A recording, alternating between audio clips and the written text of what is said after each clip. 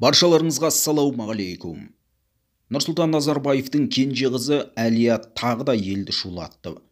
Қазақстан темір жолының бастығының айтуынша, Әлия Назарбаеваның компаниясын жұлып алып тастау мүмкін емес екен. Біріншіден, бұл проблеманың ұзаққа созылғанын білесіздер. Осы мәселе туындаған кезде жоғарыда аталған Әлия Назарбаева бірден акционерлер құрамынан шықты. Ол жоқ. Бұл цифрлық жұмыстармен айналысатын адамдар тобы болатын. Бірақ министр Бағдат Мусин осында, қасымда отыр.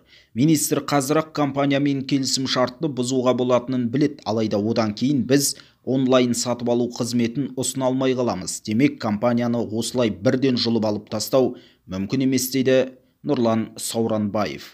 Ол қазіргі уақытта құзыретті беру акциясы жүріп жатқанын жеткізді. Ашық конкурс өткен. Қазір Әлияға тиесілі Instant Payments жауапкершілігі шектеулі серіктестігінен осы қызметті конкурста жеңіске жеткен жаңа компанияға тапсыру жүріп жатқан көрінеді. Бұл процесс 1 желтоқсанда аяқталмақ екен.